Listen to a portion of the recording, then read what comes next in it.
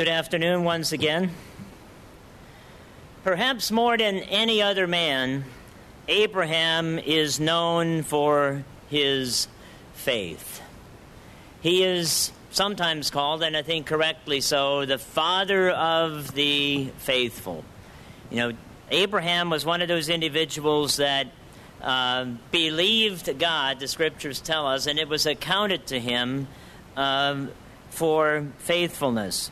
Let's go over to Hebrews chapter 11. Hebrews chapter 11 recounts the story of the faithful down through time. And I just like to read certain passages here by way of introduction to the sermon.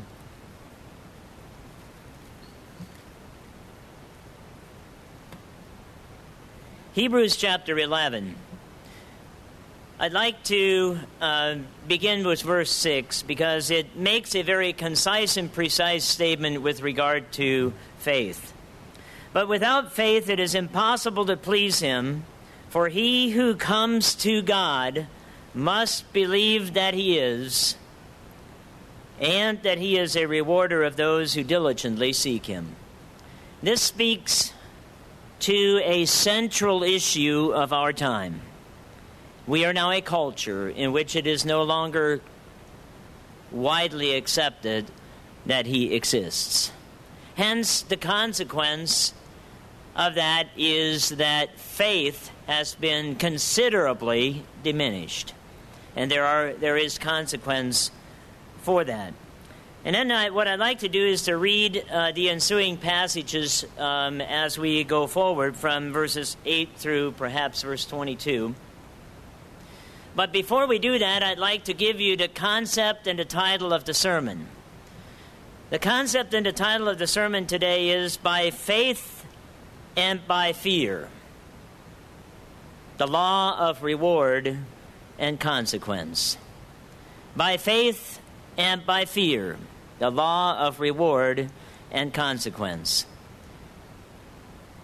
One could probably categorize all acts and all accomplishments and all consequences into these two broad categories.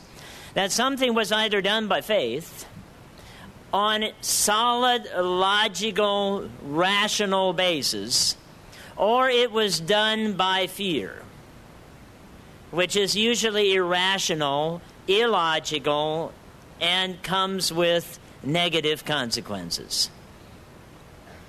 Most of our world is operating under the motivation of fear.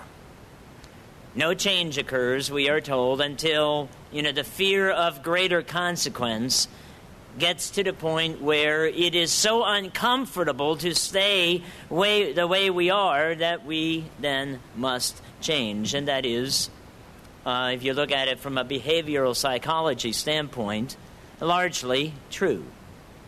So today, in the time we share, I'd like to explore the concept of by faith or by fear, the law of reward and consequence. Let's take a look at verse 8 here. By faith, Abraham obeyed when he was called to go out to the place which he would afterward receive as an inheritance, and he went out, not knowing where he was going. Now,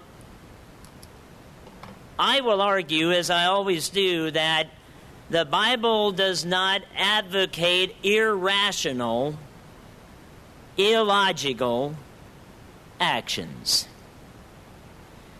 And at first glance, this might appear illogical, except that there was an issue of faith involved here, and it was not illogical because Abraham had gotten to know God, and he knew that to follow him was the right thing to do, because there was a promise of inheritance, and Abraham believed God to be faithful, and it has turned out that has been the case, not just in Abraham's lifetime, but down through history,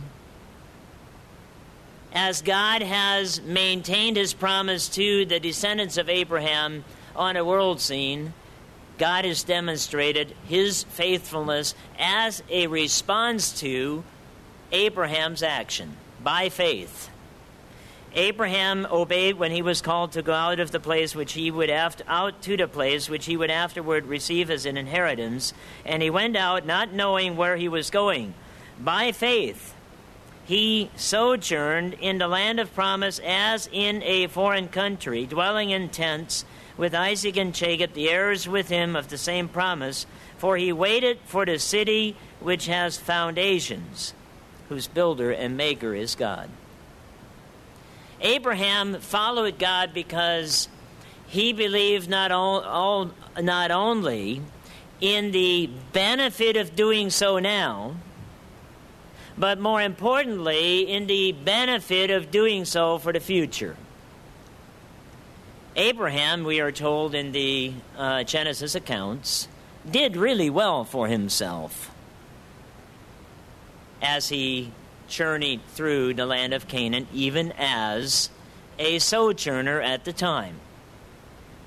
I mean, he went about his work. He practiced living and following God. He was not a hermit that isolated himself from everybody else because, he was more pious than they were. No, Abraham was an active participant in life and in the culture of his day and had impact and influence on hundreds of servants, we are told. But despite that, it was his journey of faith, the idea of the future reward both for his descendants, inheriting a physical promised land, and more importantly, the eternal life that was promised, as we read here, in the city whose foundation and builder and maker is God, was never far from his mind. I think that is at least my challenge. If it is not yours, but I reckon it probably is. The challenge is always to strike an appropriate balance between those two. And that is the surety, the sureness of the kingdom of God yet future, in all its trappings and benefits, and our responsibility to live today the way God would have us live in the future as preparation for that. And I think Abraham and many of those people that we will look at today struck a balance. But, as I do, as I suspect you do, not always a very good, or at least not a perfect one. Continuing in verse 12. Therefore, from one man, and him as good as dead, were born as many as the stars of the sky, in multitude, innumerable, as the sand which is by the seashore. I mean, the impossibility of conception and birth at nearly 100 years old ended up becoming the forebears of millions of people. These all died in faith, not having received the promises, but having seen them afar off, were assured of them, embraced and confessed that they were strangers and pilgrims on the earth. For those who say such things declare plainly that they seek a homeland. So here you have the balance. By faith. And, by faith is one of those words. It's kind of like repent and other religious and pious-sounding words. I mean, it's been so overused. You have by faith, my faith, your faith, his faith. Faith. What does it really mean? I mean, if we're not careful, it becomes meaningless, and yet God told us in verse 6 that without faith it is impossible to please him. So here you have again, on the one hand, declaring plainly that we seek a homeland, that this is not it. This life is not ultimately my goal. But in doing so, we must be very careful that we do not become sedentary in our practice of faith today. Because in doing so, we will lose the future one. Continuing, and truly if they had called to mind the country from which they had come out, they would have had opportunity to return. But now they desire a better, that is a heavenly country. Therefore God is not ashamed to be called their God, for he has prepared a city for them. I love reading this chapter. I mean, it is powerful in its construction, just as a piece of literature. But it is even more powerful in painting a picture of a future reward that far exceeds any consequential issues that we might be confronted with in this life. The other thing that I would like you to keep in mind as we get into this is the fact that this is an enumeration of individuals that are considered patriarchs.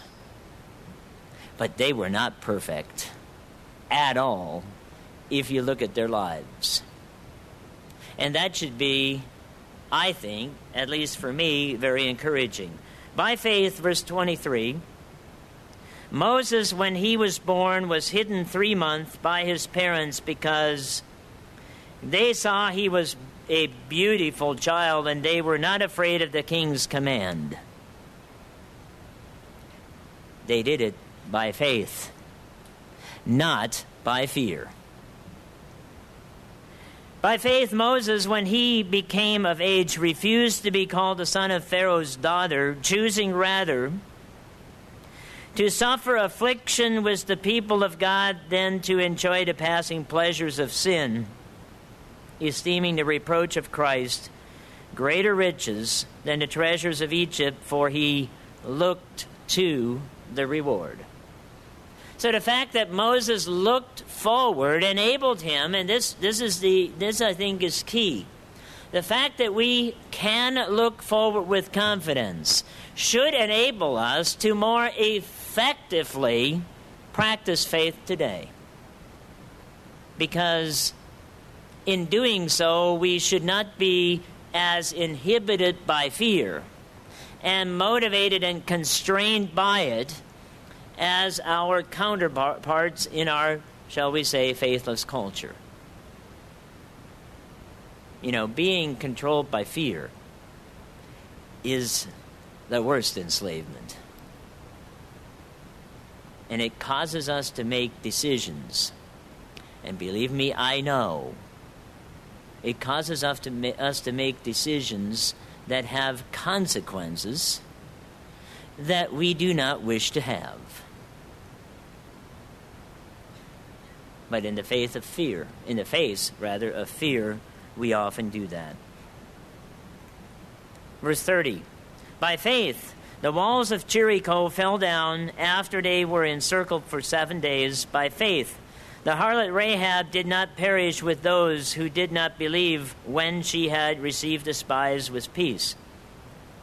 And what more shall I say, for the time will fail me to tell of Gideon and Barak and Samson and Jephthah, also of David and Samuel and the prophets, who through faith subdued kingdoms, worked righteousness, obtained promises, stopped the mouth of lions, quenched the violence of fire, escaped the edge of the sword, out of weakness were made strong, became valiant in battle, turned to flight the armies of the aliens. Women received their dead raised to life again. Wow, that is just a wonderful litany of miracles that bolster faith. But then comes the caveat. And others were tortured, not accepting deliverance, that they might obtain a better resurrection. Like I said, I saw that firsthand. we went way back where actually the German literature that I got on this site said that this is so far out back, and I'll translate the German, where fox and rabbits kiss each other goodnight. Now, it doesn't have the same poetic significance. Yes, there is poetic significance in German, I would have you know. But what it means is it's out where the sun don't shine. I mean, it was up way back a valley in the Emmental Mountains, where we visited this site where they had put in a false cavity in the wall to hide people. And we had a hard time finding it, even with modern navigation systems like GPS. My GPS couldn't find it, so guess what we did? We turned on Google Maps. And even way back there, Google Maps functioned. They hid in this cavity over the issue of infant baptism. And the proprietor of that farm ended up spending several years in prison because he accommodated them and was deposed from Switzerland. You know, you ask yourself, I ask myself, could I do that? The answer is yes, I could. The bigger question I think we should ask ourselves is, would I? Would I go forward in faith despite torture, not accepting deliverance, or would I order my life by the contrast of faith by fear? And others being tortured, not accepting deliverance, that they might have a better resurrection. Still others had trial of mockings, scourging, yes, and of chains and imprisonment. They were stoned, they were sawn in two, were tempted, were slain by the sword. They wandered about in sheepskins and goatskins, being destitute, afflicted, and tormented, of whom the world was not worthy. You see, that's God's perspective. These were capable, confident, I guess you must say, individuals of which the world was not worthy. And, you know, we have lived, I think, under the guise that we live in a civilized world, and yet in the last 8 years or so, 5 years, 8, pick the number, civilization seems to be fracturing. Dying by the edge of the sword is no longer a theoretical thing. The barbaric executions that we thought we had evolved beyond are part of everyday news now. Beheading, burning people in a cage. These are tactics that, back in the 15th and the 16th century were commonplace. And we as modern individuals kind of look back to that and say, well, these were, they were kind of uncivilized, they were barbarians. Just kind of climbing out of the caves, dragging their women behind them. It's just not true. The barbaric nature the barbaric capability within human beings is never far away. So, we've read this chronicle of faith, and what I'd like to do is to look at 5 individuals and their journey of faith and fear. We will look at what they did by faith. We will look at what they did by fear, and we will look at the law of reward and consequence. We read here, let's go back and take a look at Hebrews chapter 11, verse 8. and then we'll go to the account. We started out by looking, by faith Abraham obeyed. By faith Abraham obeyed. I mean, the faith that Abraham had, the operative word in this introductory statement is that he obeyed. You know, obedience, the notion that we have, that we need to have a commitment to principles that are not negotiable and adhere to them, which is a form of obedience, is just becoming very foreign to our secular society. It's whatever the flavor of the day is and whatever is expedient. There's a word for it. It's called utilitarian ethics. Utilitarian ethics. Abraham had faith. He did this by faith. Let's go to Genesis chapter 12 and notice how these actions are recorded. And again, we have to bear in mind a lot of this is written in very, shall we say, Reader's Digest version.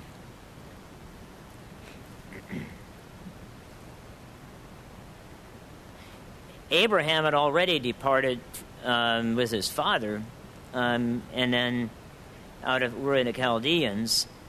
And then after Terah died, we read in verse 1 of chapter 12, "Now the Lord had said to Abram," notice it's past tense, "The Lord had said to Abram, get out of your country, from your kindred, and from your father's house, to a land that I will show you. I will make you a great nation. I will bless you, and make your name great, and you shall be a blessing. I will bless those who bless you. I will curse him who curses you. And in you all the families of the earth shall be blessed." You notice here that the promise for obedience by faith had tangible things attached to it. This wasn't just a... And again, I want to emphasize here that this is a concise version of the conversation. I'm sure as other examples of dialogue between Abraham and his Lord, his God, show that there was a lot more that was discussed here. For example, if you read the account of Abraham debating and challenging God on whether or not he would destroy Sodom, he negotiated with God. So I think that there was a lot more dialogue regarding moving out and what these promises entailed than what is recorded here. But be that as it may, we notice here that we have the two components I cited earlier. You have the promise that in you all the families of the earth shall be blessed. And that was both physical in nature, that would be a blessing that would extend to his literal physical descendants, as well as the spiritual blessing of the coming of Jesus Christ, who was also a descendant of Abraham. So it shows the very fact that this is, as we have sometimes called it, a promise of race and grace.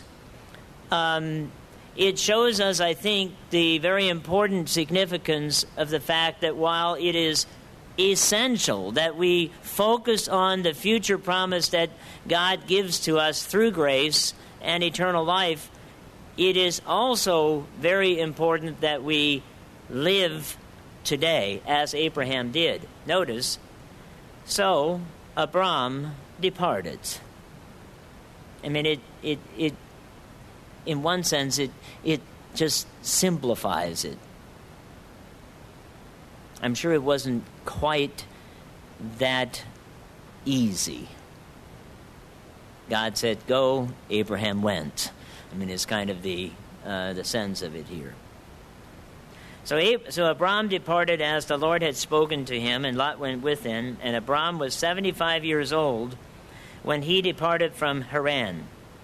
And Abram took Sarai his wife, and Lot his brother's son, and all their possessions that they had gathered, and the people whom they had acquired in Haran. And they departed to go to the land of Canaan. So they came to the land of Canaan. And Abram passed through the land to the place of Shechem. So we see here what we read in Hebrews chapter 8, verse 11. By faith, Abraham departed. He left house and home, his family, and went to the land that was to be given him. Now let's take a look of what Abraham did by fear.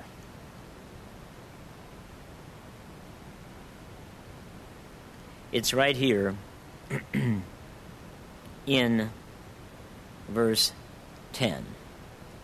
So life happens. Abraham leaves, moves to this new country, and what happens? A famine. I mean, that's life. It's up and it's down. It's challenge and there are trials.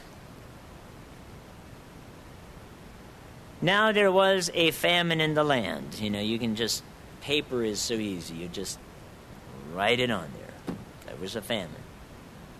Big deal. Big deal. He had mouth to feed. So what did he do? And Abram went down to Egypt to sojourn there. For the famine was severe in the land, and it came to pass when he was close to entering Egypt that he said to Sarai his wife, "Indeed, I know that you are a woman of beautiful countenance." That's why he married her, right?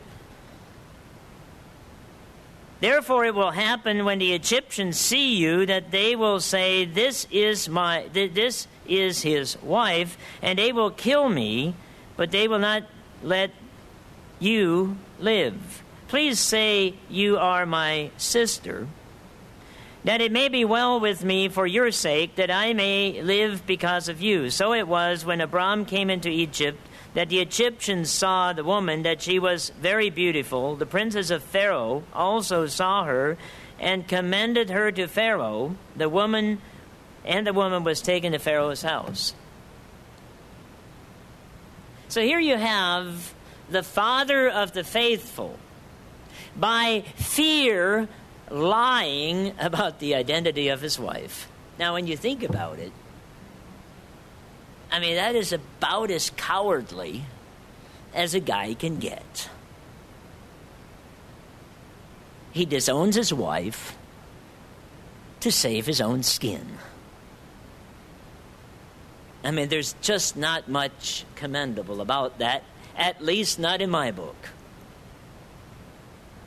But here we have Abraham, who is otherwise commended by God on multiple occasions for a man of great faith. And I think what this shows us, brethren, is that, as is the case throughout the Bible, you have men and women of great passion and energy and action who did some really dumb things. And yet, God worked with Abram. There were consequences. I mean, Abram lost credibility in Egypt big time.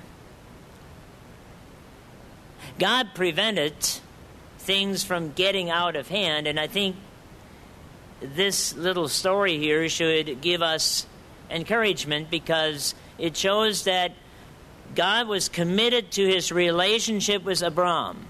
So much so that even though Abram was a cowardly liar in this particular circumstance, God prevented it from getting really bad. He treated Abram well for her sake, and he had sheep, oxen, male donkeys, male and female servants, female donkeys, and camels. But the Lord plagued Pharaoh and his house with great plagues because of Sarai, Abram's wife. And Pharaoh called Abram and said, "What is this that you have done to me? Why did you not tell me that she was your wife? Why did you say she is my sister? I might have taken her as my wife. Now therefore, here is your wife. Take her and go your way." So Pharaoh commanded his men concerning him, and they sent him away with his wife and all that he had. Get out of here. I mean, this is the first Exodus. But the underlying motivation was fear. By faith, Abraham was able to leave his country. By fear, he was a poor, dastardly, cowardly husband that lied about the identity of his wife. He could leave his house, move out of his country, but he didn't have the courage to defend his wife. Those are the facts as described here in the Bible. And yet, we read that Abraham, because this was a real weak point for him. Let's go over to James chapter 2. James 2.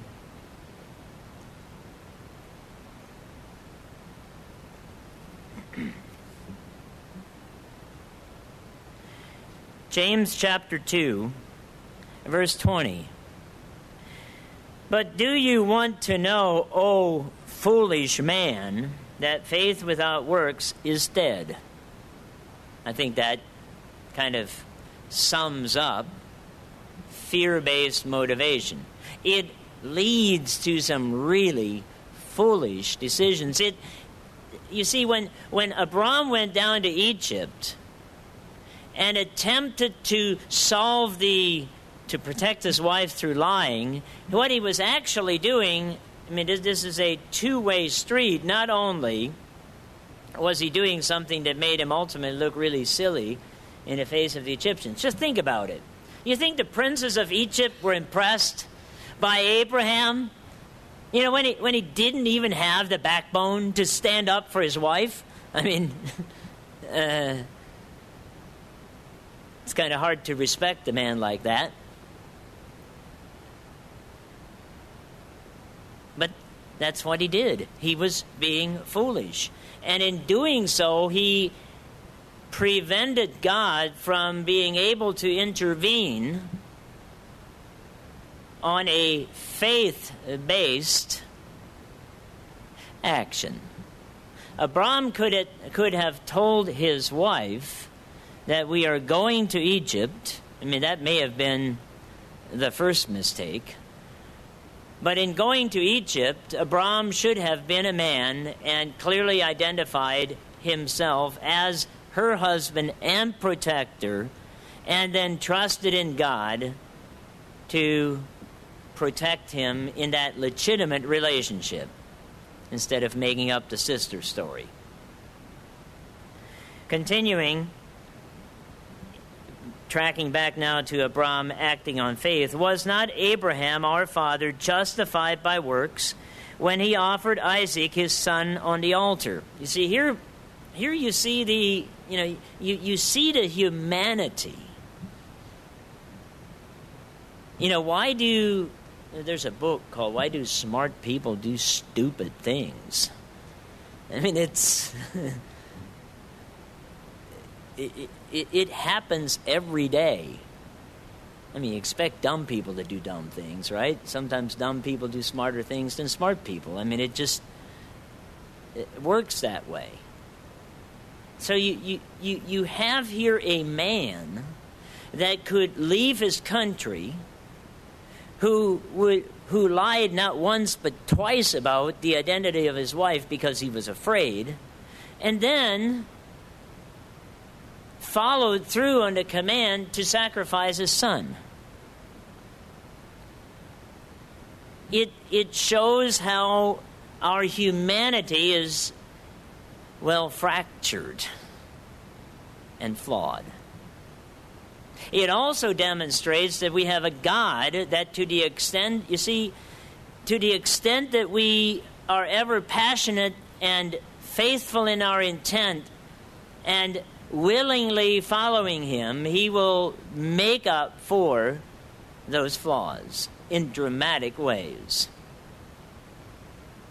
Was not Abraham our father justified by works when he offered Isaac his son on the altar?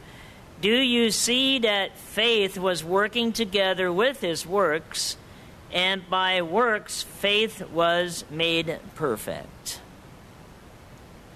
That's why, brethren, our time is now.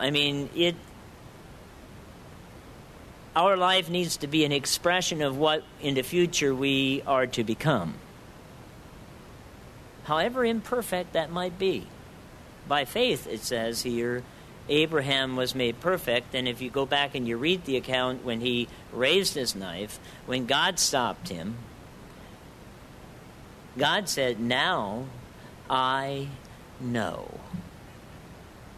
The faith that had been fractured and flawed and imperfect was sealed with that event. God knew that Abraham would be faithful. And a scripture was fulfilled which says, Abraham believed God.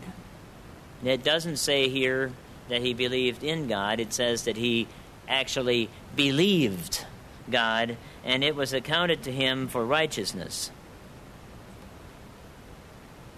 So that is the example of Abraham. We read in Hebrews chapter 11 that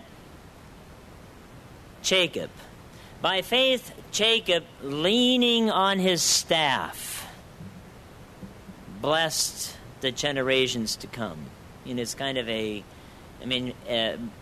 Jacob did a lot of other things by faith. But if you go back, as we will, to Genesis chapter 49, we will look at this aspect of Jacob's faith. The blessing that was spoken here. And again, generational blessings in that culture were something that was understood, desired, and valued.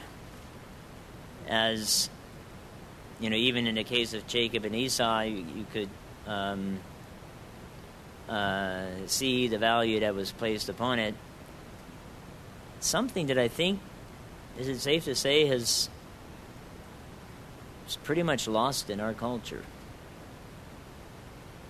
It's not to say that there aren't generational blessings, but I think if more attention were given to it, it would be more valued. So here we have in chapter 49 what Paul found worthy of noting in his concise chronicle of faith in chapter 11. Notice verse 1. And Jacob called his sons and said, "Gather together, that I may tell you what shall befall you in the last days." So here, under inspiration of God, there was the understanding that when a patriarch commanded a blessing upon another generation, that God would pay attention and honor that. And in this case, Jacob, under the inspiration of the Spirit, was able to project forward thousands of years to tell his sons what would become of their descendants in the latter days. "Gather together and hear, you sons of Jacob, and listen to Israel your father. Reuben, you are my firstborn, my might and the beginning of my strength, the excellency of dignity, and the excellency of power, yet unstable as water, you shall not excel." I don't know if that's a blessing or a curse of sorts. Obviously, Reuben deserved it because he went up to your father's bed and then you defiled it. He went up to my couch. Simon and Levi are brothers, instruments of cruelty are in their habitation. Let not my soul enter their counsel. Dropping down to Judah, you are he whom your brothers shall praise. Your hand shall be on the neck of your enemies. Your father's children shall bow down to you. Judah is a lion's whelp. From the prey, my son, you have gone up. The scepter, verse 10, shall not depart from Judah, nor a lawgiver from between his feet until Shiloh comes, and to him shall be the obedience of the people. Now, the unique thing about this whole conversation or blessing is that other than Judah, the identity of these peoples have been largely lost. Now, Judah is the one whom the brothers shall praise, it says here.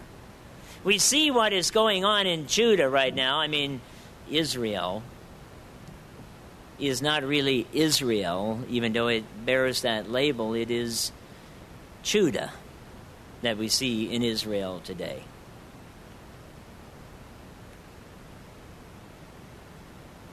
Look at Joseph.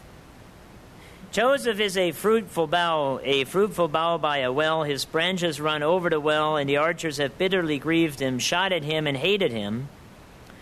But his bow remained his strength, and the arms of his hands were made strong by the hands of the mighty God of Jacob. Now, we have understood, I believe correctly, that the United States and the British Empire are, or shall I say were, largely descendants of Joseph. And what is indisputable is that we have been a fruitful bough by the well, and the branches have run over the well. The benefits to the world that the United States of America and to a certain extent Britain have had on the world over the past several centuries is immeasurable. I mean, it's just immeasurable. This is a result of faith. You know, you have in one person, and we're going to look at fear here in a moment, you have in one person faith that has the capacity to predict with uncanny accuracy what is going to occur thousands of years in the future, while at the same time an individual who has the capacity to fear to run from his brother. I mean, it's a dichotomy.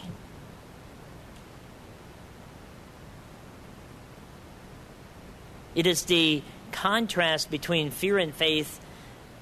And I think what the patriarchs show us is that however flawed,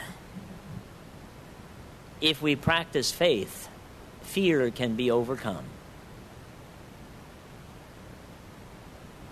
Let's look now at a less complimentary side of Jacob.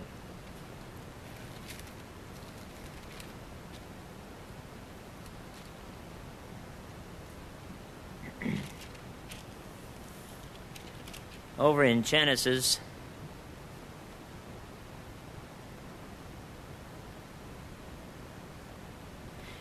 chapter 27, I'll pick up in verse 1 and we'll look at a couple of things here. Now it came to pass when Isaac was old and his eyes were so dim that he could not see, that he called Esau, his older brother, and said to him, "My son." And he answered him, "Here I am." And he said, "Behold, now I am old and I do not know the day of my death. Now therefore, please take your weapons and your quiver and your bow, and go to the field and hunt game for me, and make me savory food such as I love, and bring it to me that I may eat, that my soul may bless you before I die."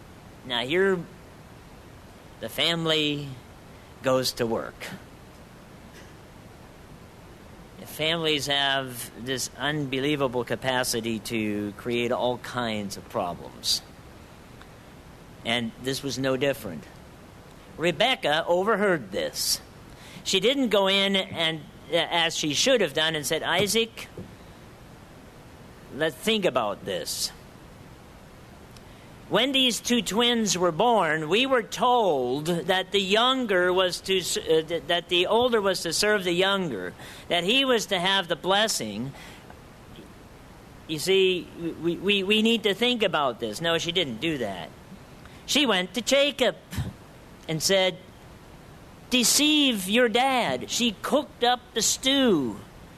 And Jacob was afraid, as he should have been, because he knew he'd be going in there lying.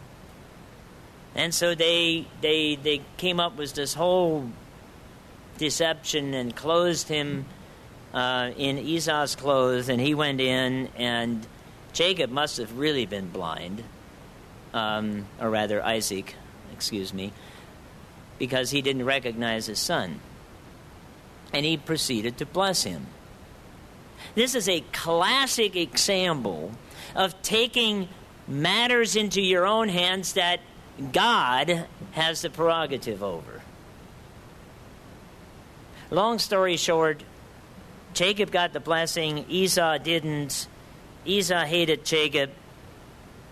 So what began by fear continued in fear, but does have a happy ending. At the end of before the end of their lives, they somewhat reconcile. But the consequence of living by fear continue to this day to be played out in the geopolitical arena of the Middle East.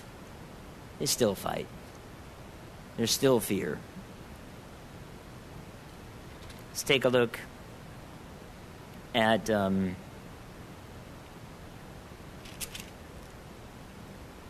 verse 41.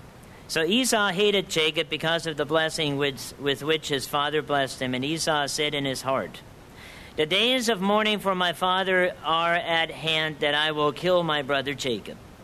And the words of Esau, her older son, were told Rebekah. So she sent and called Jacob, her younger son, and said to him, surely your brother Esau comforts himself concerning you by intending to kill you. Now therefore, my son, obey my voice. Flee to my brother Laban in Haran. By fear, by faith.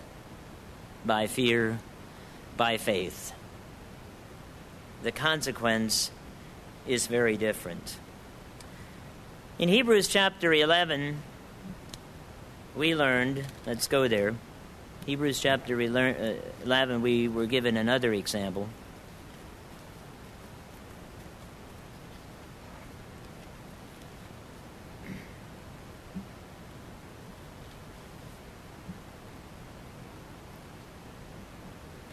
Verse 24, by faith Moses, when he came of age, refused to be called the son of Pharaoh's daughter. In fact, when he discovered his identity, he went out and killed Egyptians. He boldly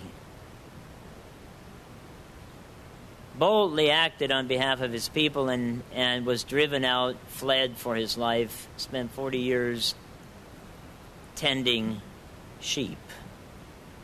It says here in Hebrews chapter 11 that he chose rather to suffer affliction with the people of God than to enjoy the passing pleasures of sin.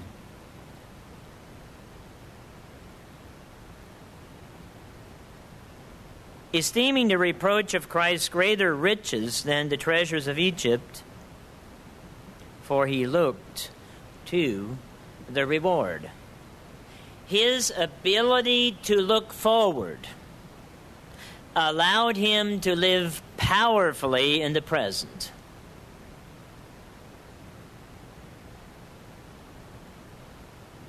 Both of those are so critical. Because if we do not live in the present, there's very little probability that we will live in the future. mean, it's just the way it works. By contrast, if we only live in the present without a sure vision of the future, well, then we just live in the present, a lonely and meaningless life.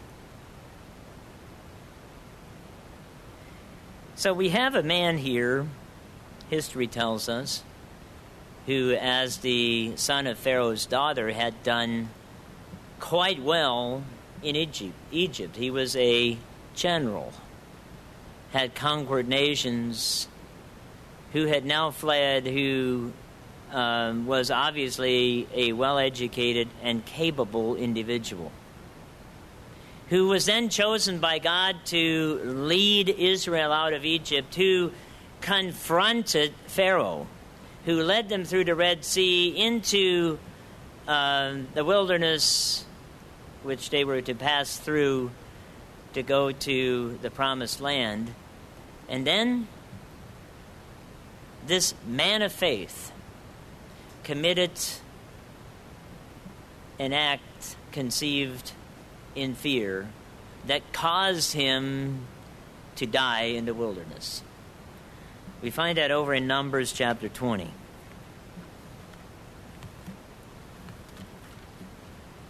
Numbers chapter 20.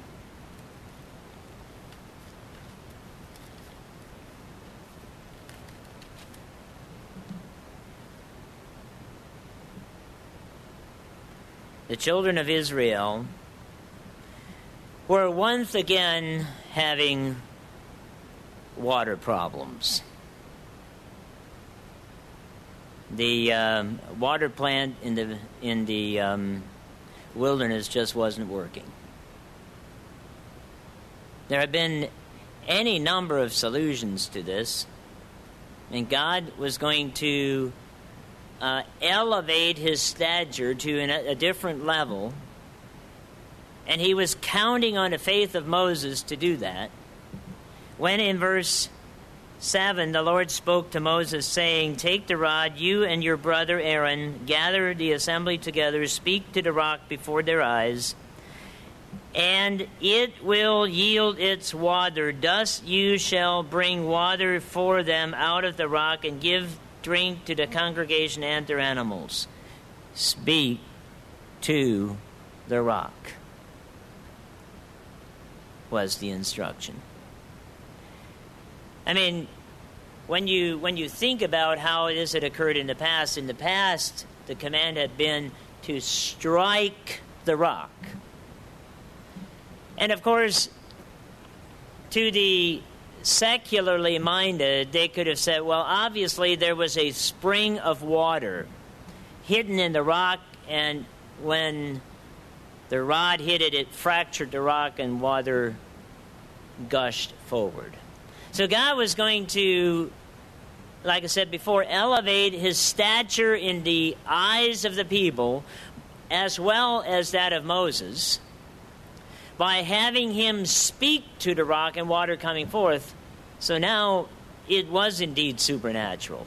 You see, if Moses had acted by faith here and followed the command, not only would God have been elevated in the eyes of people, but also Moses as the messenger of God. Verse 10, "And Moses and Aaron gathered the congregation together before the rock, and he said to them, 'Hear now, you rebels.'"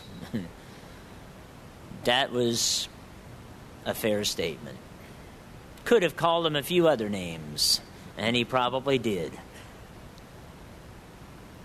"Must we bring water for you out of this rock?" He was afraid.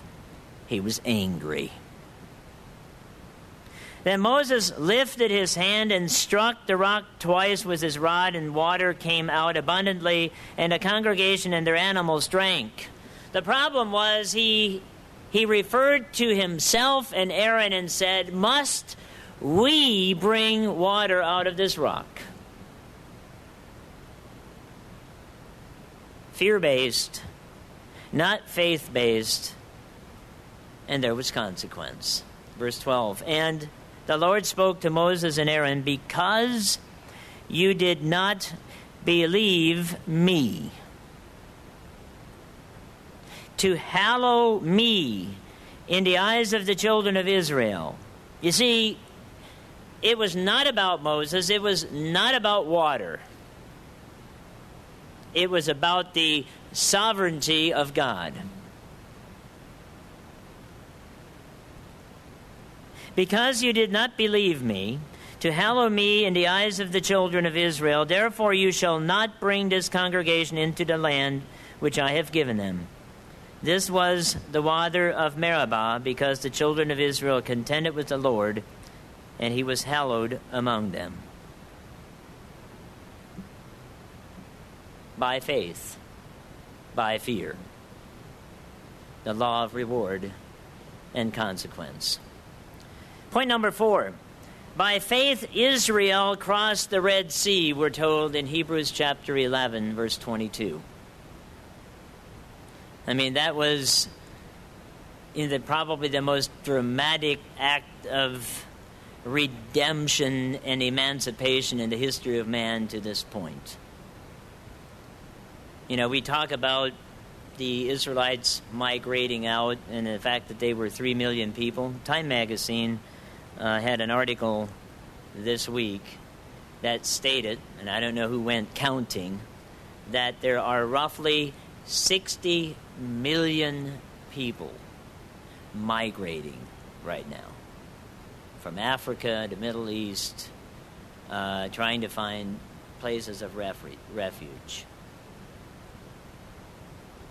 This is a direct result of the destabilization by misguided policies of the United States. I mean, that's just a fact. And, you know, Germany is the primary host of the immigrants pouring into Europe. They are currently 80 million people. They are making decisions based on fear of their past. They're afraid to take logical steps to manage or make the situation manageable, which would include limiting the number of people they can absorb. A country of 80 million cannot absorb even a large portion of 60 million.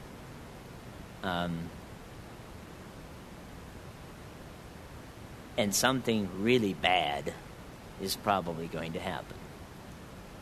Because the taxpayers will eventually say, wait a minute, they live here, get 3 squares a day at my expense, do nothing, trash the train stations. It's the law of reward and consequence. It's fear and faith. Let's go back to Exodus chapter 14 and notice the historical migration that was occurring here. The Red Sea crossing. Verse 11. Then they said to Moses, because there were no graves in Egypt, have you taken us away to die in the wilderness? Why have you so dealt with us to bring us up out of Egypt? This became their refrain. I mean, the essence of this fear-based accusation or statement was repeated and repeated and repeated and repeated until finally it became true. And brethren, that's something that we need to be very careful about, because whenever we tell ourselves internally fear-based statements, we will eventually cause them to become true. Because they're not rational, you know. And most of the time when I get a phone call, most of the time when I get a phone call, it's not good news. It's a problem. We need this. What about that? Well, why can't you do this? I don't like so-and-so. Why did you let so-and-so do this? So yesterday I got a call. My secretary came to me, tapped on the door and said, so-and-so is calling. Wants you to call you back. I thought, oh no. It was the father of the 16-year-old individual that we have training in Germany. What was the first thing in my mind? I thought, uh-oh, something's wrong, So I told my secretary, call him back, tell him it's okay, I'm in a meeting, call him right back. I called him back and he said, hi, John, how you doing? I said, I'm doing great. How can I help you? He said, well, I just wanted to talk to you. Our son is enjoying it. He's doing great. I talk to him about every day. It's amazing what he's learning, blah, blah, blah, blah, blah. And I thought, duh.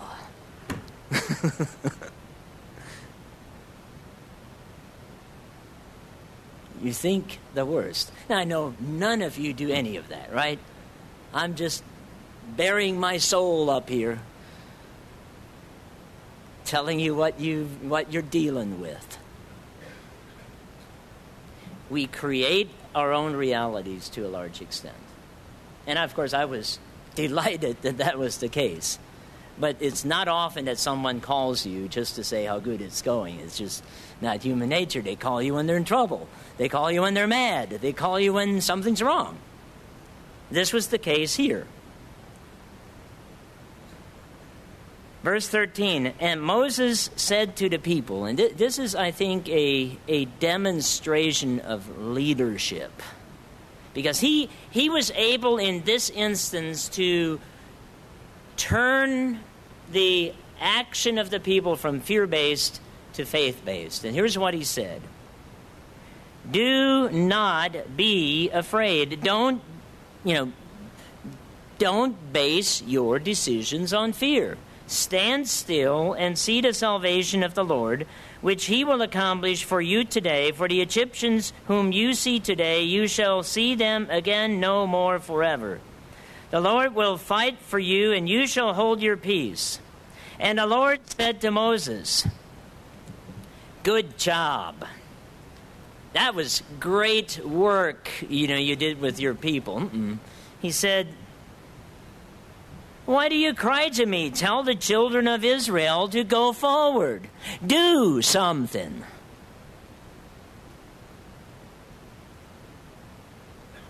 Yes, God opened up the Red Sea. That was the miracle. But they, by faith, had to walk through it.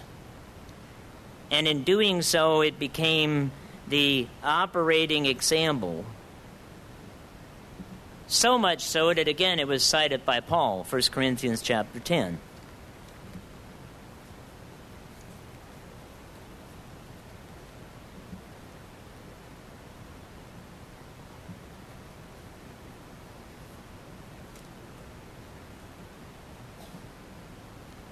First Corinthians chapter 10. Moreover, brethren, I do not want you to be unaware that all our fathers were under the cloud, all passed through the sea, all were baptized into Moses in the cloud and in the sea, and all ate the same spiritual food, and all drank of the same spiritual drink, for they drank of that spiritual rock that followed them, and that rock was Christ. Very complimentary about what they accomplished by faith at the shores of the Red Sea. But, verse 5, with most of them God was not well pleased, for their bodies were scattered in the wilderness. Now these things became our examples to the intent that we should not lust after evil things as they also lusted. And do not become idolaters, as were some of them, as it is written, the people sat down to eat and drink and rose up to play. Nor let us commit sexual immorality, as some of them did, and in one day 23,000 fell. These are all things that are relevant today.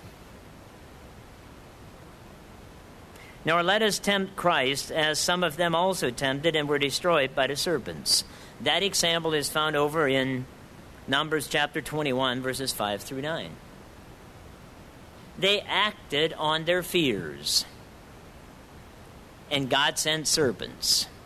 I mean, they acted on their fear of thirst. They acted on their fear of any number of things, and they always had. I mean, they as emancipated slaves never were able to put their slavery behind them and actually trust that the God that had delivered them had their best interest at heart. They continued to repeat the lie that Moses had somehow taken them out into the wilderness for them to die. And eventually, and finally, God allowed them to have their wish. This is fear-based consequence. And finally, here is an example of faith not mentioned in Hebrews chapter 11, but I will. By faith, Peter walked on water. By faith, Peter walked on water. Matthew chapter 14.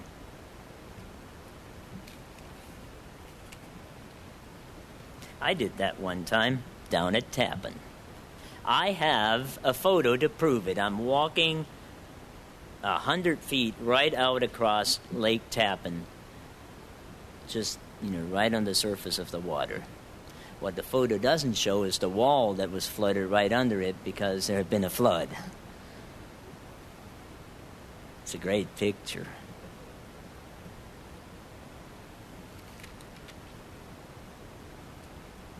Matthew chapter 14, verse 25. Now in the fourth watch of the night, Jesus went to them walking on the sea, and when the disciples saw him walking on the sea, they were troubled, saying, "It is a ghost," and they cried out for fear. See? They became irrational very quickly and said, "There's a ghost coming after us." But immediately Jesus spoke to them, saying, "Be of good cheer, it is I. Do not be afraid." And then Peter, ever the action-oriented individual, but he acted in faith. And Peter answered him and said, "Lord, if it is you, command me to come to you on the water." And he said, "Come." No big hoopla, no big instruction. He just said, "Come." And when Peter had come down out of the boat, he walked on the water to go to Jesus. But when he saw that the wind was boisterous, he was afraid and began to sink. He cried out, saying, "Lord, save me." Faith and fear in one story, seconds apart. Faith to walk on water,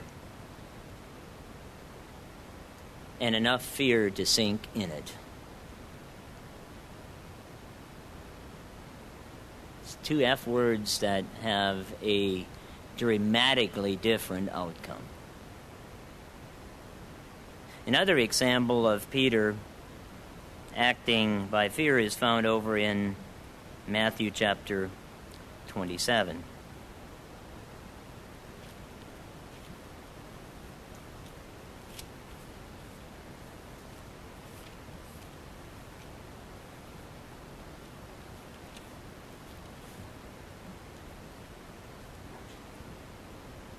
Verse 69.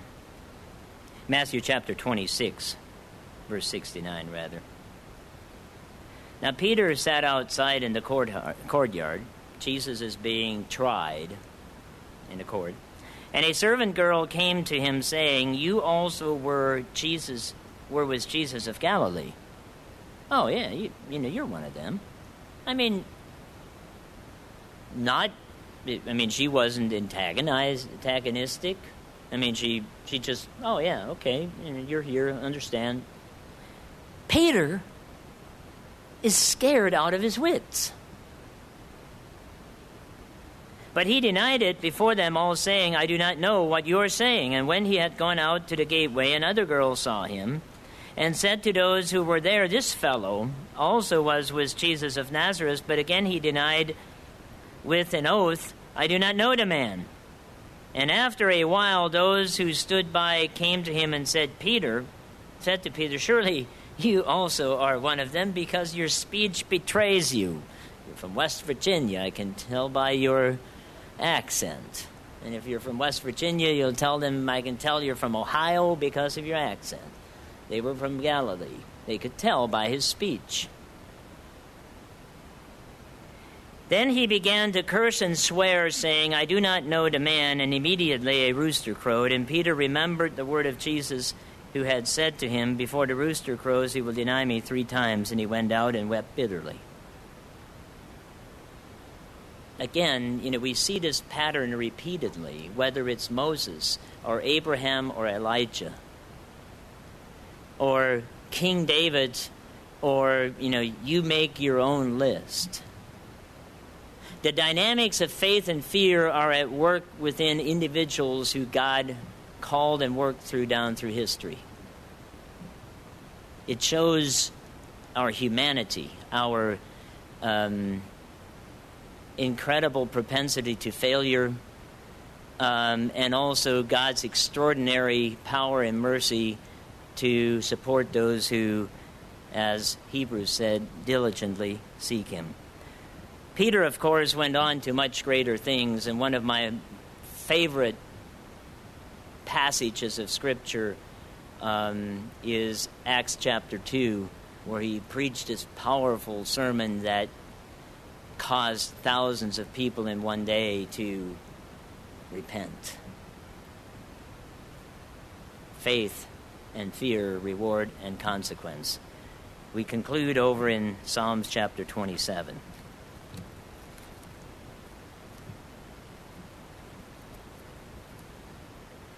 Psalm chapter 27.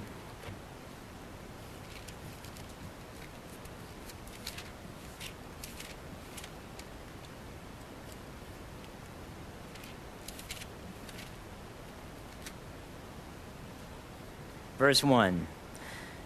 The Lord is my light and my salvation. Whom shall I fear?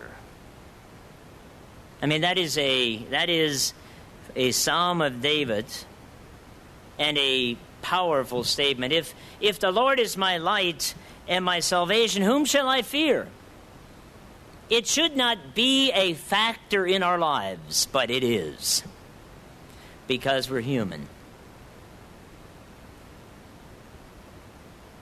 Of whom shall I be afraid when the wicked came against me to eat up my flesh, and my enemies and my foes, they stumbled and fell? Though an army should encamp against me, my heart shall not fear. Though war should arise against me, in this I will be confident. One thing I have desired of the Lord, and that will I seek, that I may dwell in the house of the Lord all the days of my life, to behold the beauty or the delightfulness of the Lord, and to inquire in his temple. For in the time of trouble he shall hide me in his pavilion. That was David's perspective.